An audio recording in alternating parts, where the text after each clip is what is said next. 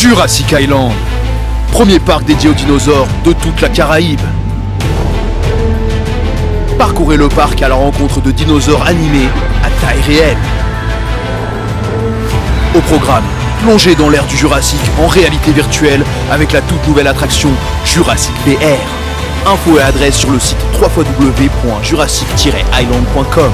Venez vous fondre le temps d'un instant dans un autre monde. Martinique Actualité. La fumée blanche au-dessus de Matignon ne sera pas pour ce soir. Le nouveau Premier ministre sera nommé demain matin, a annoncé l'Élysée. Emmanuel Macron a atterri en France après avoir passé la journée en Pologne. Le procès de Kéziane Huissier, activiste martiniquais accusé de violence sur des membres des forces de l'ordre en juillet 2020 à Fort-de-France, a été renvoyé au 1er décembre 2025. Initialement prévu pour ce jeudi, le procès a été reporté suite à la demande de ses avocats qui ont évoqué l'enlisement des enquêtes de l'IGPN et de l'IGGN sur son interpellation. L'affaire, qui a déjà connu 3 renvois, reste marquée par la poursuite de 2 militaires impliqués dans l'arrestation du jeune homme. Les investigations sont toujours en cours. L'économie martiniquaise continue de subir un ralentissement marqué au 3e trimestre 2024, selon l'Institut d'émission des départements d'outre-mer, l'IEDOM. Ce ralentissement amorcé au début de l'année a été aggravé par le mouvement social contre la vie chère, qui a détérioré le climat social et perturbé les perspectives économiques locales.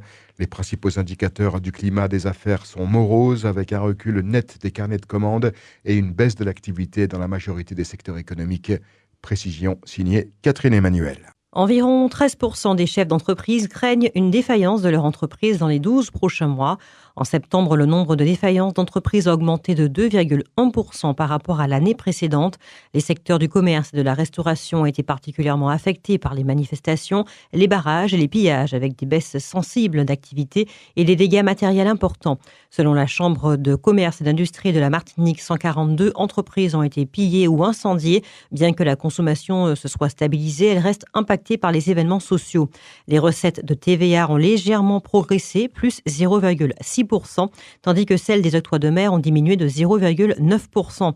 Le nombre de demandeurs d'emploi catégorie A, B et C l'a légèrement diminué de 0,1%.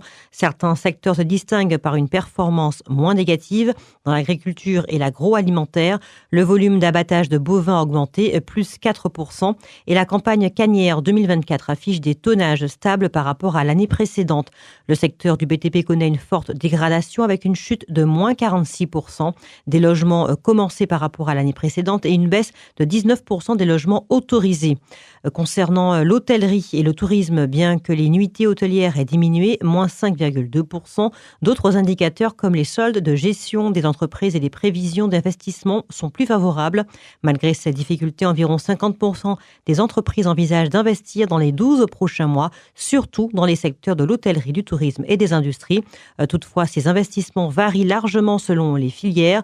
L'économie martiniquaise reste fragilisée par ces tensions sociales et économiques et une reprise durable semble dépendre de la stabilisation du climat social et des réformes structurelles. Et en Guadeloupe, au 3e trimestre 2024, le climat des affaires se détériore aussi, principalement en raison du conflit à EDF-pays et des délestages électriques qui ont affecté l'économie. Tous les secteurs sont touchés avec une baisse de l'activité dans le commerce, le tourisme, les industries et les services. Les chefs d'entreprise prévoient une dégradation continue de leurs finances d'ici la fin de l'année face à des trésoreries fragilisées et des délais de paiement rallongés. Malgré cela, beaucoup maintiennent leur effectif, espérant une amélioration de la situation. Bonne nouvelle pour le logement social à Saint-Martin. Mardi, une convention tripartite a été signée entre l'État, la collectivité et l'Agence nationale de l'habitat. Ce partenariat vise à améliorer le parc de logements privés et à renforcer le programme local de l'habitat lancé par la collectivité. Le président Louis Mussington a salué cette avancée qui répond aux besoins urgents des Saint-Martinois en matière de logement.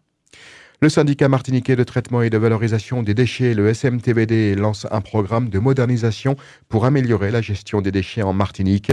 Soutenu par un prêt bonifié de 8 500 000 € de l'Agence française de développement, le projet comprend la réhabilitation de sites clés et la modernisation de l'unité de traitement à Fort-de-France. L'objectif, optimiser la valorisation énergétique, réduire les déchets enfouis et limiter l'impact environnemental dans le cadre d'une transition écologique pour l'île. Vie chère, la députée PS de Martinique, Béatrice Bellé, appelle à aller au-delà du protocole signé en octobre dernier concernant la baisse des prix dans les Antilles. Malgré la suspension partielle du protocole après la motion de censure contre le gouvernement Barnier, elle insiste sur la nécessité d'actions supplémentaires.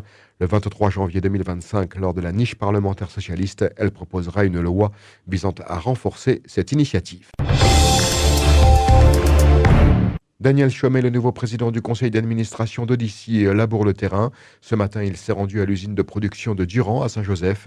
Il y a présenté sa vision stratégique pour le développement d'Odyssey, notamment les priorités de travail sur l'amélioration de la qualité de service, la gestion durable de l'eau et l'assainissement, ainsi que la diversification des ressources, comme le forage d'une trentaine de puits pour réduire la dépendance aux rivières, surtout avec le changement climatique. Daniel Chomet prône une gestion publique performante de l'eau, insistant sur la collaboration avec les partenaires financiers et l'État, tout en mettant l'accent sur l'optimisation des infrastructures. L'Institut martiniquais du sport au Lamentin accueille demain la 3e édition du numérique en commun, le NEC Martinique, organisé par la MILSEM, la mission locale du centre de la Martinique et la CTM. Cet événement inscrit dans une dynamique nationale a pour objectif de promouvoir un numérique inclusif, durable et accessible à tous. Au programme des ateliers, des tables rondes, des masterclass et du networking autour de thématiques clés telles que l'intelligence artificielle, la cybersécurité, l'inclusion numérique et la féminisation des métiers du numérique. Écoutons Claudie Vétro, présidente de la MILSEM. Les filles sont sérieuses au lycée ou en classe, à l'université, et pour autant, elles ne vont pas dans les filières scientifiques, de l'informatique et du numérique. Donc c'est pour inciter les jeunes filles ou les femmes à emboîter ces métiers du numérique qui leur sont ouvertes aussi. Et donc pour éliminer un peu cette inégalité qu'on constate à ce niveau. Il y a les métiers du codage, il y a les métiers de l'intelligence artificielle, tout ce qui relève en fait de l'aspect scientifique et mathématique. On peut être par exemple entrepreneuse d'une start-up ou même vendre ses produits par le biais du numérique ou même être chef de produit marketing numérique. On peut avoir toutes sortes de métiers et pas que influenceuse. Et surtout parce qu'on parle de numérique en commun.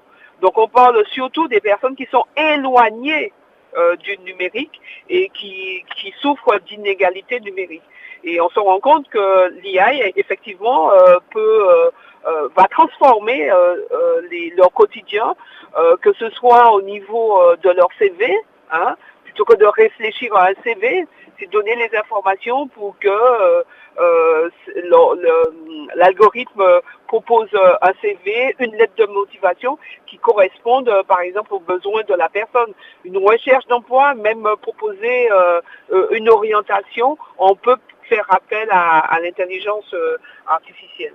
Donc développer les compétences sociales et les compétences numériques des individus, des jeunes et des moins jeunes, c'est important et c'est pour cela que nous avons axé sur cette année effectivement sur l'intelligence artificielle qui transforme l'entreprise, qui soulage et l'utiliser de manière intelligente. Et cette édition du numérique en commun est gratuite et se tiendra en présentiel et en ligne. Affaires scolaires, le calendrier de Parcoursup 2025 a été ajusté pour réduire l'attente des candidats. Les inscriptions débuteront le 15 janvier et la phase principale d'admission commencera le 2 juin. Les vœux en attente seront classés entre le 6 et le 10 juin prochain. De nouvelles fonctionnalités seront introduites comme une carte d'identité des formations avec des informations sur leur sélectivité, le nombre de places et l'éligibilité aux bourses.